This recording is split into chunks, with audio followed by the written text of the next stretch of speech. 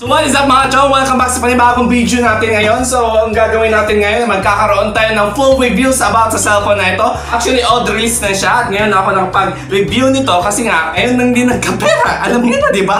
Alam niyo na kung gaano ka-crisis ngayon. So I'm doing this right now dahil gusto ko magkaroon ng konting short review or mga reviews about sa mga produkto galing sa Lazada na yan. So ngayon makikita natin if it's legit na totoo nga bang merong totoo nga bang andito yung cellphone ko or bato lang to? Di ko rin alam. So in order ko to last 2 months, will not exaggerate, 15 days naman before mag 2 months, but yun na yun. Long story short, bored lang ako nung araw na yun at wala talagang magawa sa buhay. So I was thinking of bakit hindi ako gagawa ng isang review. So my mother told me also that bibigyan niya ako ng graduation gift. Make this review happens or possible, binilhan niya ako ng ganitong phone. Well, graduation gift. Sana sa susunod, camera naman. Please, camera lang. Last camera lang.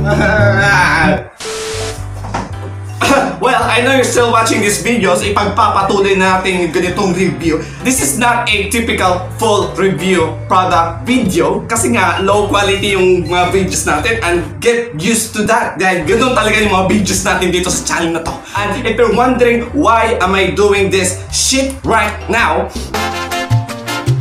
I don't know! Isa lamang akong 18 taong gulang na binata na walang magawa sa buhay at ngayon gagawa ng short review o full review about sa produkto na to or about sa electronics na yan. Well, binata.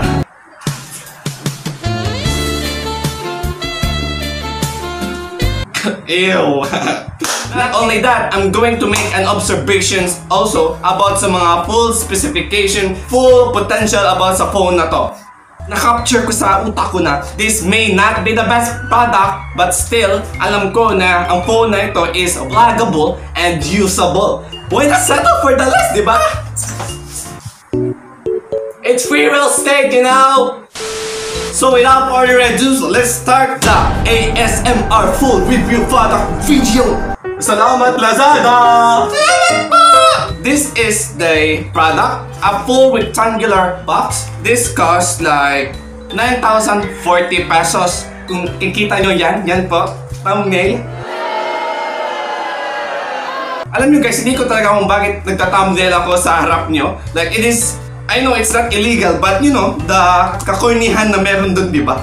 So, nakapangalan ang box na ito kasi nga, ginamit ko yung account ni Mama sa Lazada kaya nakalagay dito Analiza Ayelberna. If you're asking me bakit, I'm not telling you why. The declared value without the shipping fee, 8,990. Yes, it is affordable guys. And nabasa ko sa mga reviews doon na it is a user-friendly and budget-friendly. For a small vlogger or for a small YouTuber just like me, this is super worth it. And hindi lang, meron ding isa nito, evolved form lang siya. Pangalan nun ay Redmi Note 8 Pro. And yun sana yung bibilhin ko kaya lang crisis ngayon boy, wala talaga ng sapat na pera at panahon para pag-ipunan yung Redmi Note 8 Pro na yan. So maybe next time, camera na yung i-review natin, di ba? Sana naman please.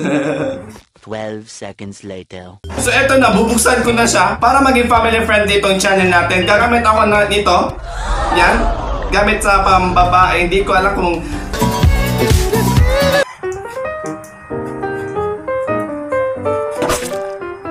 and eto na guys, moment of truth. Oh, damn! Sana hindi ma-demonetize sa video natin. Hindi pa nga ako monetize. Demonetize na ako. Ano ba naman yan? So eto yung loob niya. As you can see, yan po. Kung nakikita nyo yan, or maybe yung mukha nyo lang nakikita ko. Bam! Bam! So eto guys, wow, actually. Wow! So eto guys, naka-bubble wrap siya as expected. Wow! A great improvement sa bubble wrap ha. Napakalaki na bubble wrap. For the bubble wrap, I will rate this 7 out of 10 dahil nga hindi masyado hindi na bubble wrap lahat ng nasa produkto na to. So eto siya guys. Thumbnail!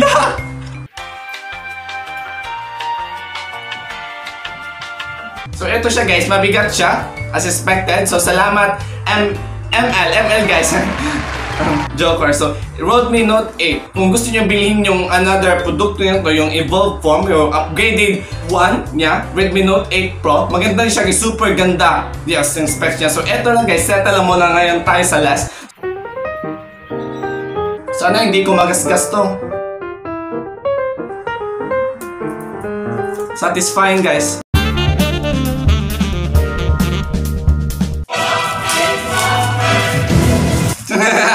So, Redmi Note 8. Ano nga bang nasa loob ni Redmi Note 8? Hello?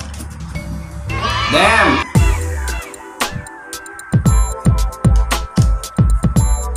Ayun! Nakita na natin si Boyet! So, what is up Redmi Note 8? So, ito yung basic qualification niya guys. 48MP AI quad camera, ultra-wide angle and macro lenses. Like, pinipicturean mo yung ipis. Like, pinilalapit mo talaga yung camera. Nagpo-focus agad yun guys. For ultra-wide, the idea is there. Parang panorama lang siya. So, ito guys, 6.3 dot drop display at hindi ko alam kung bakit. So 4,000 milliampere per hour. Supports 18 watts, fast charge, USB Type-C. Hindi ko alam kung ano yun. Qualcomm Snapdragon 665AIE. High efficiency octa-core processor. Wow! Tignan natin kung anong nasa loob nito. Basic kit lang siya guys, as expected. So, ito yung manual niya. Kung mahilig kayo magbasa ng mga libro-libro na yan, basahin nyo lang dito. Basahin nyo na lahat kayo na mag-adjust, okay? So, ito yung casing niya. Not bad. Free casing. Sana sa susunod, free bigas naman, di ba? Ito yung another manual niya. Ay, ito yung warranty card niya guys. Then yung isa is user guide. So, ito yung case niya. And free. Salamat. Ito siya guys. Yan po si Redmi Note 8. Ito po yung Redmi Note 8 natin. Ang smooth niya guys, lalo na dito. So I will be reading the full specification niya guys para magkabala kayo na bilhin itong produkto na ito. Like, for me, it is super affordable and budget friendly siya. This phone is vloggable, lalo na sa mga hilig mag-vlog dyan, gamitin nyo na to dahil super budget friendly niya guys. Capable of GSM, HSPA, LTA. That's good. Body, 1.158.3 times 75.3 times 8.4 millimeter. Dimension, that's the dimension siya guys. So, ang weight is 190 or 6.70 ounces. Like, hindi ako magaling sa math, but siguro mabigat yun. The SIM is dual SIM. The micro SIM and the basic SIM. For the display, yung type na guys is IPS LCD capacitive touchscreen. Hindi ko alam kung ano yun. Hindi ako tech expert. And the size is 6.3 inches, 97.4 centimeters squared. Protection, Corning Gorilla Glass. For the platform, OS Android 9.0.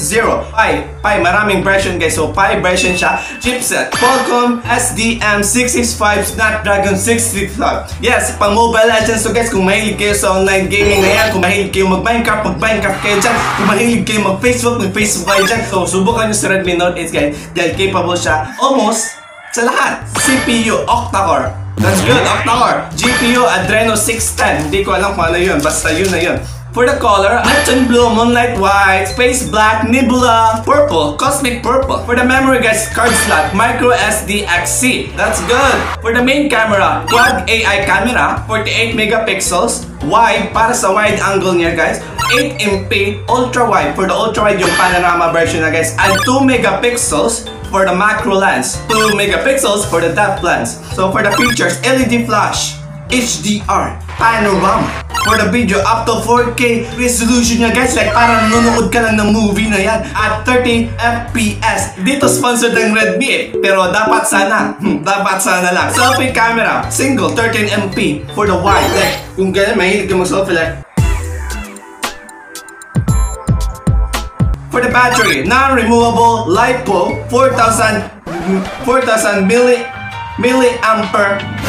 Search ko lang. Ay, pag-ibig. Oh guys, milliampere hour. Yung meaning ng mAh na yan. Absent ako na absent sa klase, kaya pasensyahan nyo na. Fast charging, 18 watts. Wow!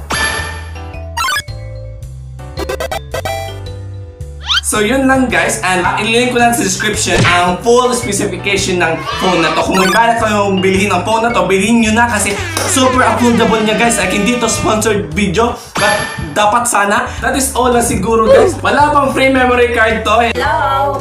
Wala na ba? Wala na. Ang galing.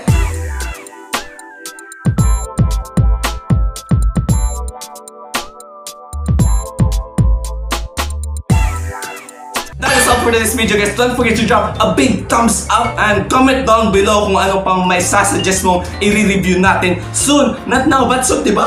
And don't forget to subscribe to our channel kung bago ko pa lang. Kung matagal ka na dito, kapit tayo dyan, mga chong. Thank you guys so much for watching and I'm going to see you guys next time. Salamat po sa panonood. Bilhin nyo na tong Redmi Note 8 kasi napakaganda nga talaga, guys. Hi guys! Bye!